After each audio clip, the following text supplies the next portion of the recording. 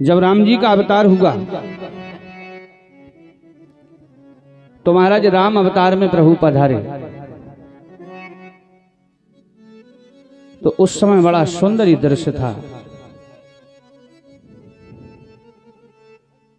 एक संत ने बड़ा सुंदर भाव लिखा है।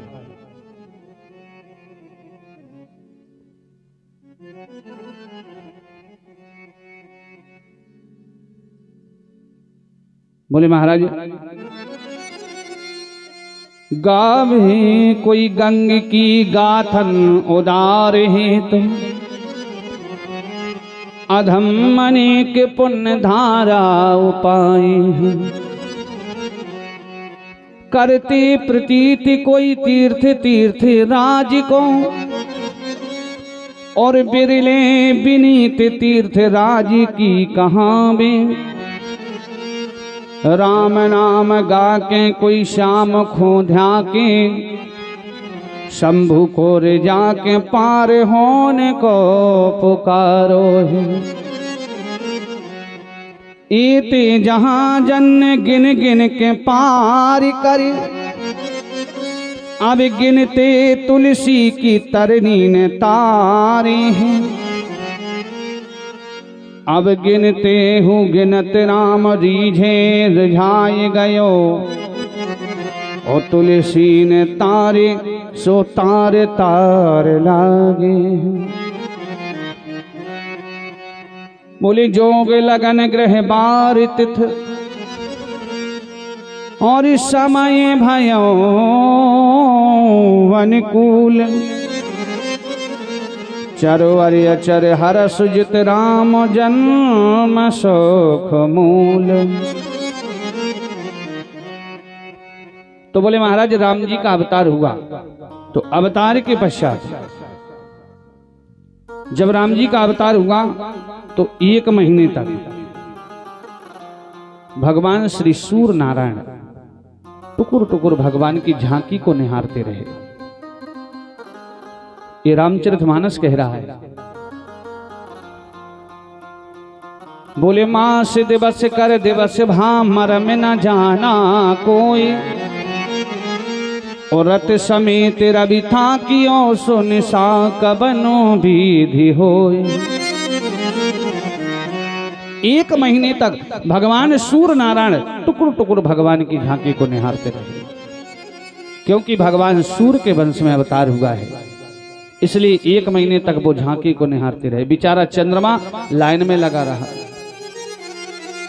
1 महीने बाद जब चंद्रमा को अवसर मिला तो चंद्रमा गया और भगवान श्री राम जी से रोने लगा। तो राम जी ने पूछा, भैया तुम क्यों रो रहे हो, क्या हुआ? चंद्रमा ने कहा, प्रभु 1 महीने से लाइन में लगे हैं पर हमें दर्शन ही नहीं मिल रहे हैं।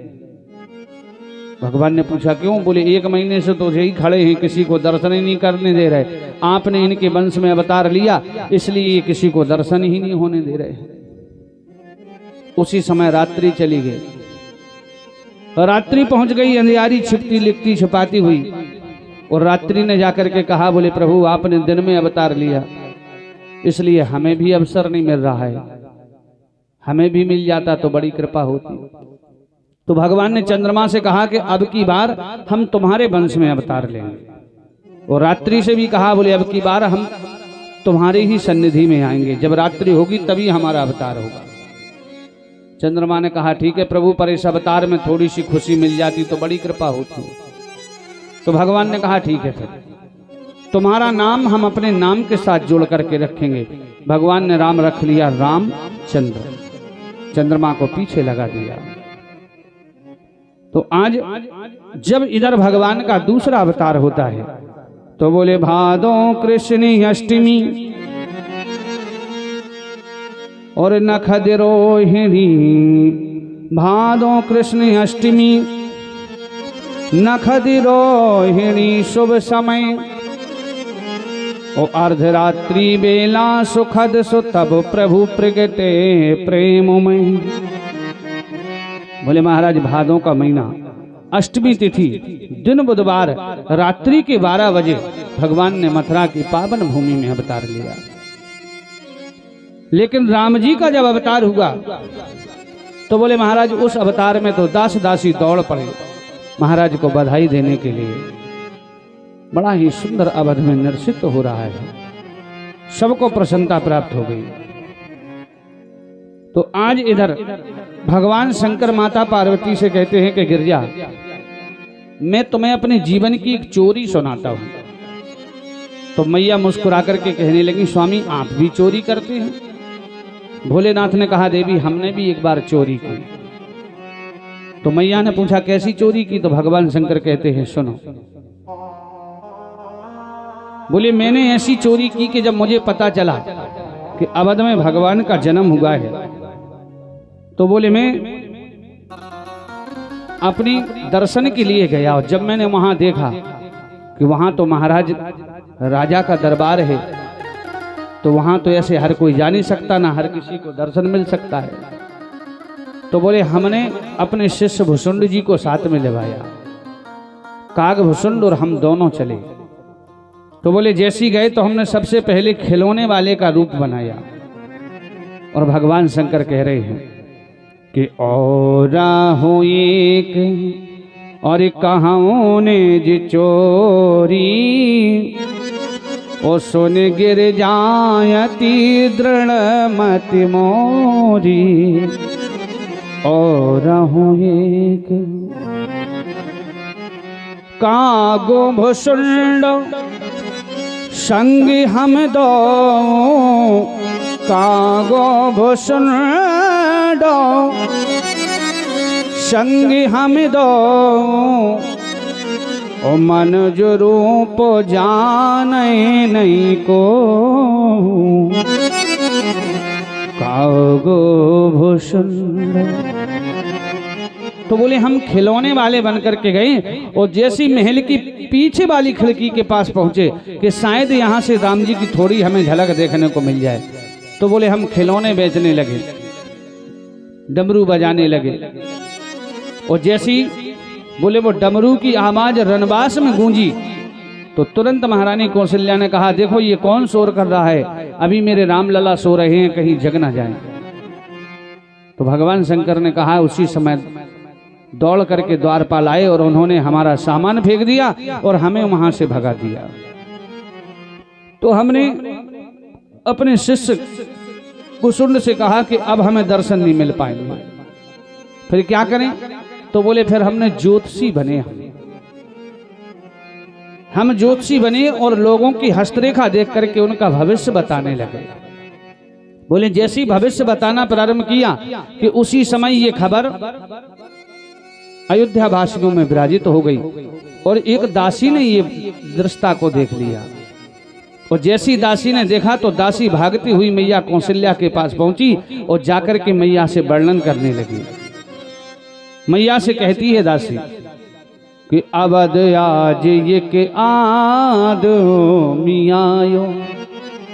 अवधी भाषा में कह रही है कि अवध आज एक आदमी आयो। बोले कर तल देख सब गुणों वर्णत, कर तल देख सब गुण गण वर्णत, बहुतन परिचय पायो। अवध आज ये क्या आदमी आयो। दासी कह रही, बोले मैया अवध में कि ऐसो आदमी आयो है जो करतल देख करके यानी हस्तरेखा देख करके पूरा गुण वर्णन कर देवे। तो मैया पूछने लगी कैसो है? तो दासी कह रही है कि बूढ़ो बड़ो प्रमाण तो ब्राह्मण। बोले बूढ़ो है और बड़ो है, प्रमाणित ब्राह्मण। बूढ़ो बड़ो प्रमाण तो ब्राह्मण, सुशंकर नाम सुहायो। बोले शंकर नाम बता रहा है। संग से सुशिष कौशल्या। दासी ने कहा कि एक साथ में छोटा सा शिष्य भी है कि संग शिशु शिष्य सुनति कौशल्या और भीतर भवन बुलायो। अवध आज ये क्या आदमी आया। आज जैसी मैया ने सुना तो दासी से कहा उसे लिवा करके लाओ। और जैसी दासी गई वो दासी ने जाकर के कहा भगवान शंकर से कि भाग खुल गए विप्रवर, भाग खुल गए विप्रवर, ओ चलियो हमारी संग, और राजमहल में देखियो सुराम लला को हाथ। कि भाग खुल गए विप्रवर, चलो हमारे साथ, और राजमहल में देखियो राम लला को हाथ, हमारे संग चलो। तो आज जैसे भगवान शंकर जाने लगे और काकभूषुंड जी को संग में लिवाया, और लिवा करके जब दोनों गुरु चेला जा रहे थे तो महाराज बाबा को तो जाने के लिए किसी ने नहीं रोका, और जैसे भूषुंड जी साथ जाने लगे तो द्वारपालों ने मना कर दिया, बोले रणमास में आप नहीं जा सकते हैं। सोई महाराज भूषुंड जी को क्रोध आया, सब झोला झंडा लिया, सो बाहर पटक दिया और अपना माथा कूटने लगे, बोले इतनी मेहनत करके तो यहाँ तक आए हैं, अब बताओ हमें ही दर्शन नहीं मिल पा रहे। भगवान शंकर ने इशारा किया, चिंता मत करो, तुम्हें भी ले चलेंगे। तो बाबा ने कहा कि ये भी हमारे साथ जाएगा। तो द्वारपालों ने कहा महाराज ये अंदर नहीं जा सकते, आप तो जा सकते हैं। पर भगवान शंकर ने कहा बिगर इसके तो हम कुछ बता ही नहीं सकते हैं। क्यों? बोले काज बने नहीं जुगल बिन, ओ करो नया पे रोस, और रेखा देखत शिष्य यह मैं बरनत गुण दोष। भगवान शंकर ने कहा कि बगैर इसके काम नहीं बनेगा, क्योंकि हमारी नजर कमजोर है, हम बूढ़े हैं, इसलिए रेखा हम नहीं देख पाते हैं। रेखा ये देखता है, हम दोष गुण वर्णन करते हैं। तो आज रानी से जब आज्ञा लेने गए, कौशल्या मैया से पूछा तो मैया ने कहा दोनों को लेकर के आओ। आज जैसी आए तो भगवान भोलेनाथ अपने भाग को सराहनीय है कह रहे हैं। बोले भाव भोलेनाथ को स्वभाव रघुनाथ जू को, ओ गाथा गाथ गाथ शेर शारदा अगाबेना, ध्यान मगन बैठे प्रभु को प्रमोद देख, ओ गोद तज जननी की ओर यह जाबेना, हरि की हथेली गहे शिष्य हूँ सराय भाग। जैसे ही भूषुंड जी ने भगवान का हाथ पकड़ा तो वो अपने भाग को सराहनीय करने लगे कि हमारा भाग सराहनीय है, जो राम जी का हाथ हमें दर्शित करने को मिल रहा है।